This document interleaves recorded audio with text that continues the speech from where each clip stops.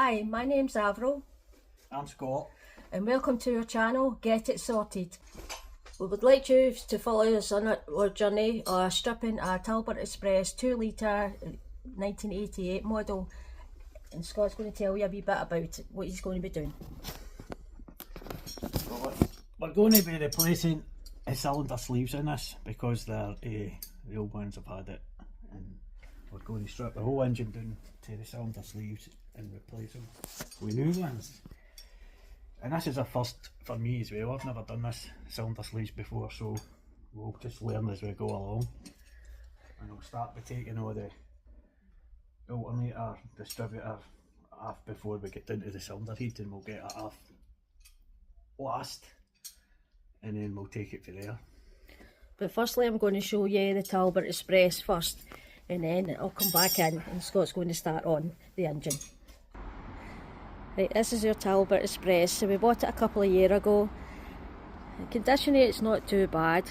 Could be worse. We bought worse ones before and it's had lots of welding done. So what Scott's done is he's taken out the whole engine, as you can see. And this is what he's going to be doing, is showing you how to put them back together.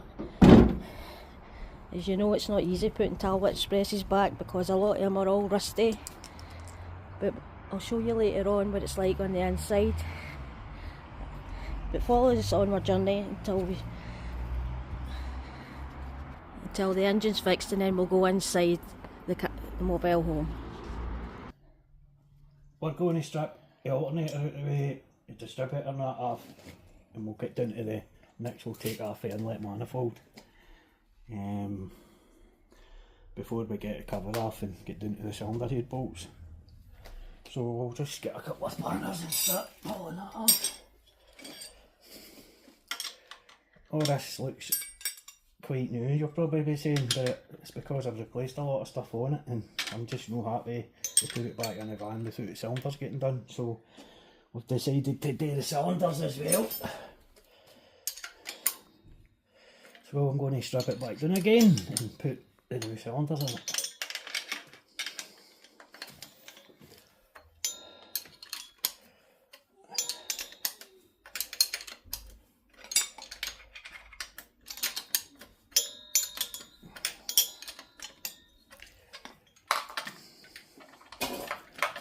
These are just a couple of big bolts. It's 17s. Let's go to that. Okay, that left up. And then down here on the bracket, take that off as well.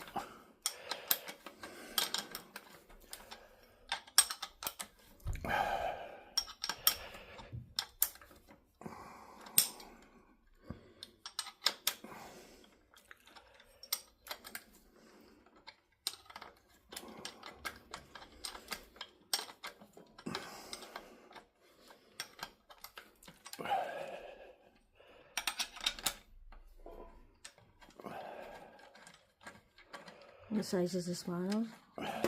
17s. You watch that spacer and keep that as well. Let's keep the washers. And I'm just going to stick them back in here just to keep them if I get lost.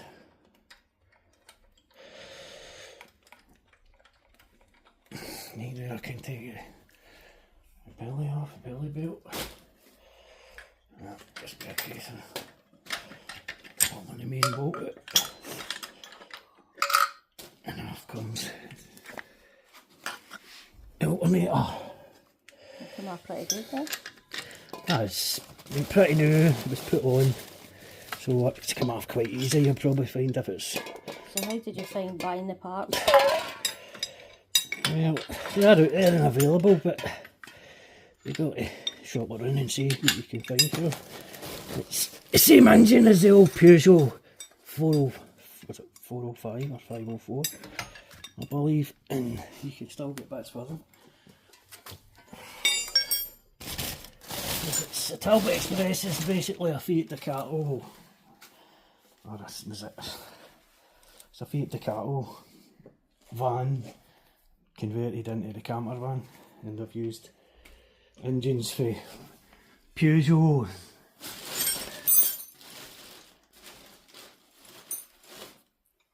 Yeah, I'm trying to think of the other companies that one. I think it's that one as well.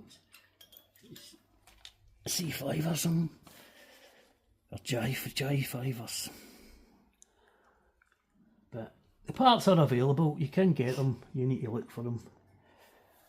I suppose if anybody wants to know about the parts, you could obviously let them know where you got yours. Well, I bought masters. We've only got 2 sleeves in there, and we're waiting in R2 coming. Just to make sure they were the right ones. Where you got them from? Well, I bought them for eBay. You can get them off eBay, no problem. Most of the stuff. But if anybody's struggling, there's places on there that specialise in let you know. Places that specialise in camper van stuff, all camper van stuff. You can still get parts for coastal motorhomes. So what are you doing now? Just removing the distributor. Chuck it over there now.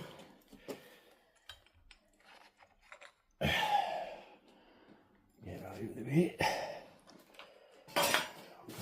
Just to keep that on one piece.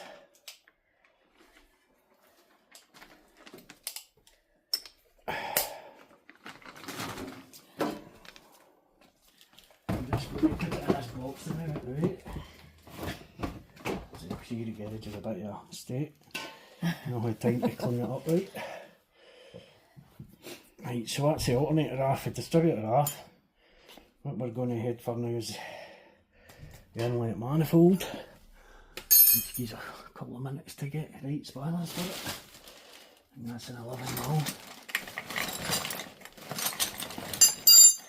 And a bit of organisation in here. Tools are all over the place. Typical man.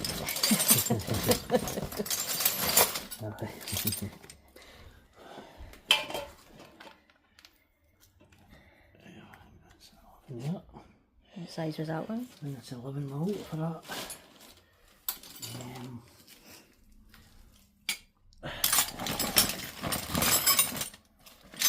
If we try and get better organised as we go, as This is for first time. For first time in doing this channel. Certain people are in a hurry here to get started.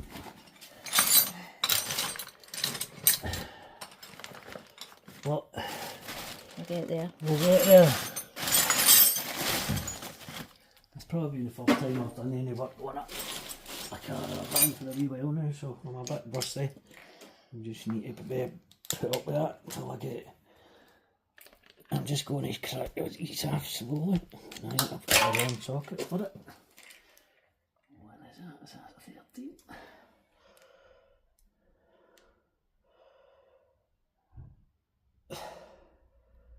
It's an 11 we need.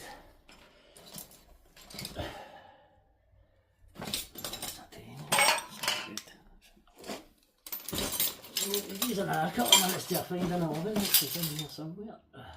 Right, did you find it? There is one. Aye. It's an 11mm. That's the 11mm bolts it's in these. I'll slant them off first.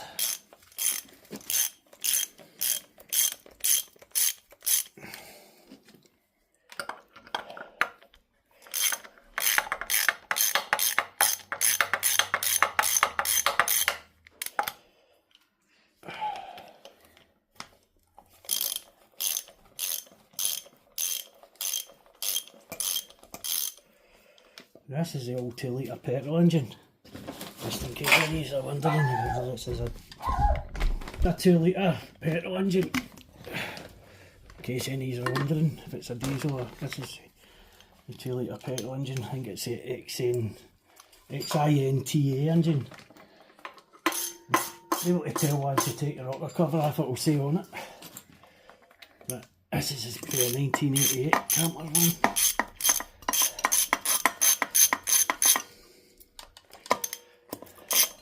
But as you said, you've reconditioned it. So Well, I've replaced a lot of stuff on it already. what have you replaced on it? I've stripped the whole engine down basically and put new bearings and what in it. They weren't needing any engineering or anything. The old ones weren't too bad, but I've replaced them. I honed the cylinders and put new rings in them, hoping that was going to be good enough, but I'm not happy with the compression, so the cylinders have had it and they're going to need to be replaced. I need to get my socket off this. Some of them are a bit tight, a bit awkward to get to.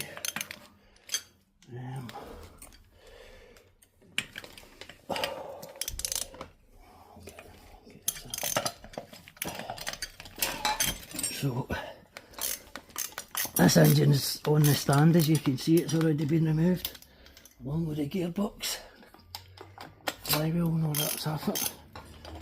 It was quite a low mileage engine, but at some point it's had a water leak and it's fried the heat gasket basically, and the water line in the cylinders was starting to corrode away, so it's corroded the cylinder a wee bit, and honing them just wasn't good enough, so I've decided just to go for it and put the new cylinder sleeves in it altogether, replace them, which is, it's no bad that you can replace them, or else you'd have needed a whole new block, basically another engine. You can probably still buy reconditioned engines and bits for these, but they're quite expensive, and I find the parts are quite cheap to buy for them if you're going to do it yourself.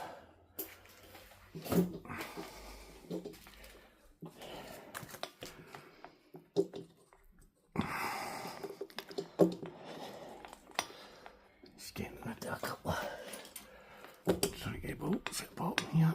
What are you taking off now? This is the inlet manifold. Right.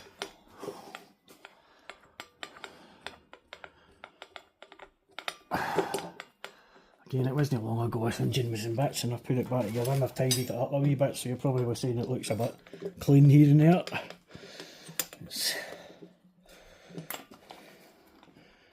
But I've decided before putting it back in the van, we're just going to do this job, do the cylinders, because it's probably a lot easier to do it out here than it is to do it with the engine still in the van. We did have one before, but did you tell them about the last one we had? The last Talbot Express?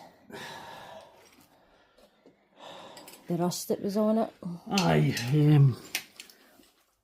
but the engine was actually right, okay. That one.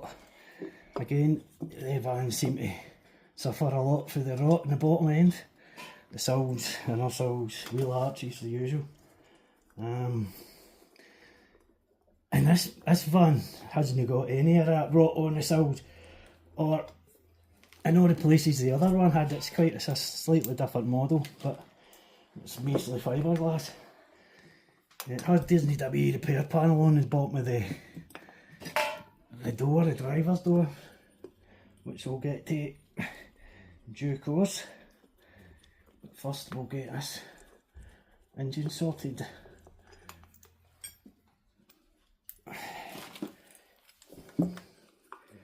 Before we go any further with it. The van itself, no, mechanically it's quite sound, and it's not got a lot of rust on it here and there, bits and pieces, just normal for these kind of vans.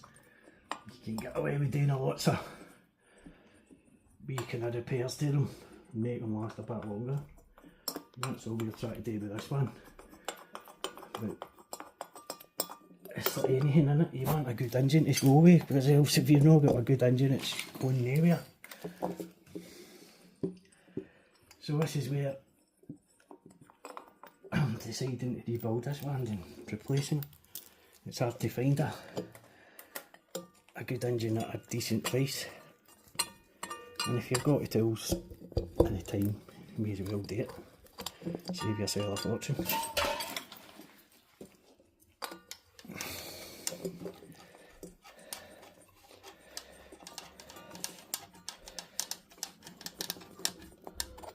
Not really any special tools needed for doing this, to be honest, on one of these. Need a torque wrench. Well, you will need...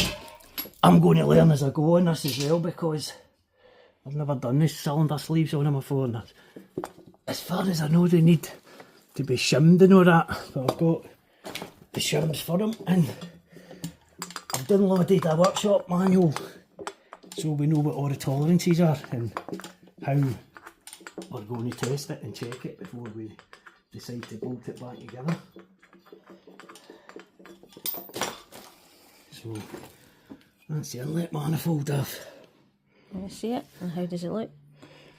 That looks alright because I've already had it off and cleaned it Oh well, it's... previously, so I know it's fine. But it wasn't before it. Yeah. What I do need to do is gather all the bolts together, put them in one place. Don't lose them.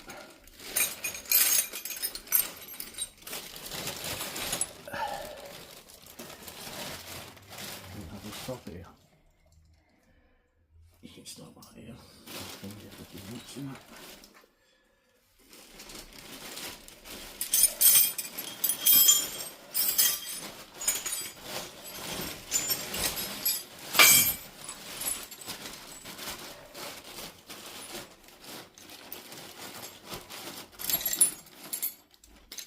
What's next?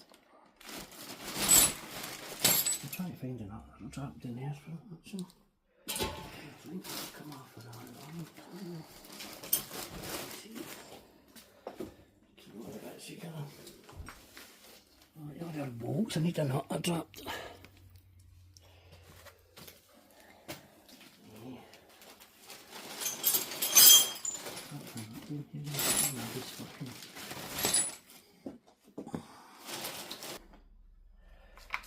Right, I'm going to take this rocker cover off and out. Expose the valve gear.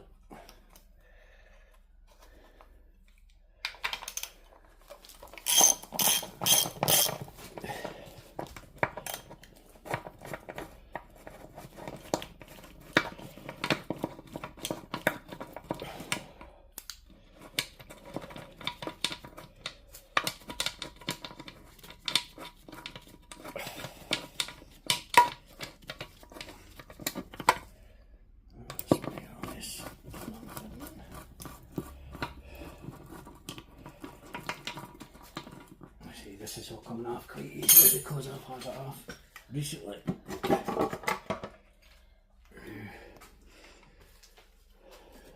Watch these rubber things inside here, don't get lost.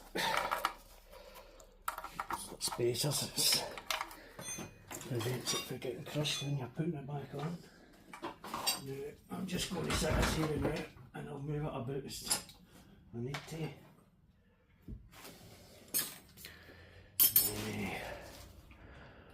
That's what it is. Talbot. Now, but I need to try and get this wee oil feed pipe off the side over here, which is probably a 13. It's blowing about, what I only need for that. And that's just, you'll find the sizes in these are quite funny sometimes. It's old school or whatever, or just continental. And that's an oil feed pipe coming from the block straight up to the cylinder head. We'll need to remove that before taking the head off.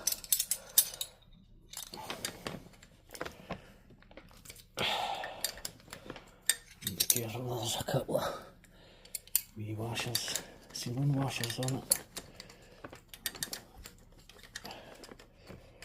They've been replaced with wee copper ones,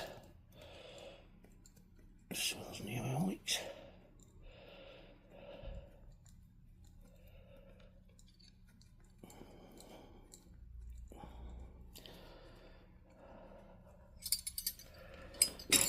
Yeah, but me, it's going to take a couple of spins to get out.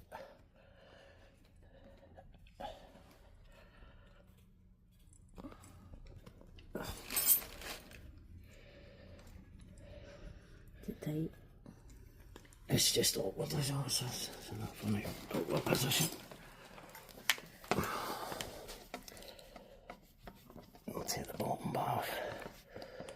And that's the bottom one, sliding down. That's that one off. Right, Yeah, you'll find the sealing washers on the bottom here at the new. I might just leave that there because I can replace them before I put it back on. Should really replace these anyway when you're putting a new pipe on, but I've already replaced them and I've not really had any use, so I'll get away with using them again.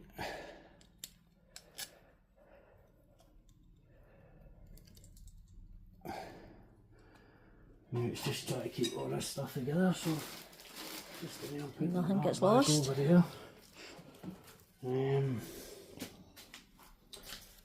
is that out of the way? Let me see. Maybe take the exhaust manifold off as well.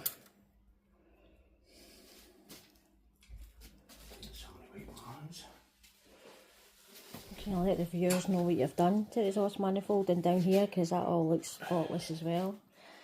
Ah well, yeah. About 6 months ago the engine has been put back together. It was all stripped down, cleaned out, painted the block, tidied it up. Tried holding the cylinders but no use, so that's why we're going back down again to replace them this time. So there's no room for error, and we'll have bags of compression when we decide to run it. And this all can be done at home, you don't need any special engineering work done or none to replace the cylinders yourself. As I said, I've not done it before, but I think you need a dial gauge just to check the depth for the shims to make sure you've got it shimmed right before you torque the heat back down on top of it.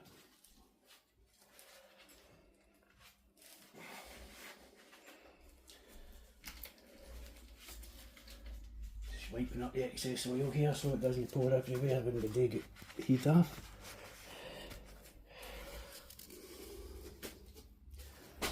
So we'll probably go for taking off the exhaust manifold. Suitable socket. I'm sure I'm going to need a ring spanner as well for this. As you can see, the nuts are all nice and shiny because they've already been replaced. New gaskets in here as well. But because I'm taking this heat back off, I've had to order a new cylinder heat gasket as well. So I don't fancy recrushing that one and using it. The last thing you want to do after doing an engine is having to take a heat gasket again.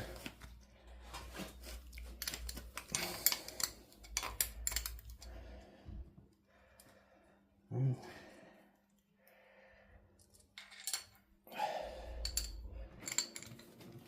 get this manifold out the way. It's quite straightforward, it's just on nuts, washers.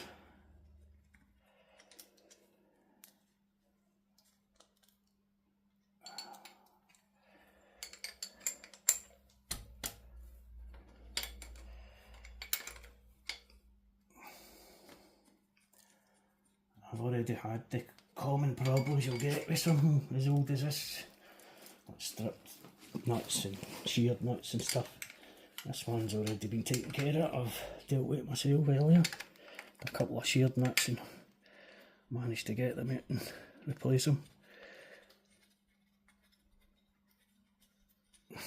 Not easy, but time consuming.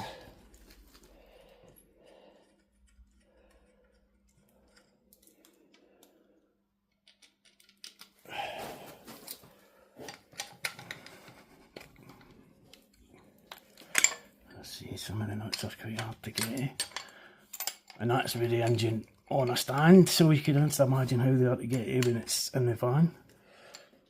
That's why it's better having it out to do this kind of work, although I think you could do it with the engine in place, but You recommend? not recommended. You recommend taking it out? Aye, to do this job, to do the cylinders, because you need Plus with the weather as the well. sump off as well to get underneath take the pistons, you don't want to out the rods. But basically everything else has already been taken care of on this engine, so it's just the cylinder sleeves we're doing. And maybe we'll reseat a couple of we'll reseat the exhaust valves again. We're going to get a 45-degree lantern tilt or seat cutter and recut the valve seats, because I think they were a wee bit kind of rusty when we stripped it down, and I've just lapped them in, which might not be good enough, so we'll try recutting the seats and hopefully we'll not need to replace any. Which you can buy seats, valve seats these days, but you used to have to just take your head to the nearest engineering place that done the car stuff and have them do it, which could probably be quite expensive. But basically, my name of the game I'm playing is trying to keep the cost down by doing it yourself.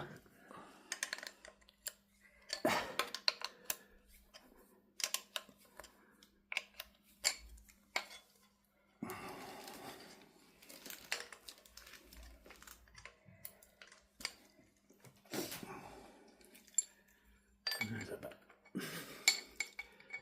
a wee bit tricky, but that's the laugh.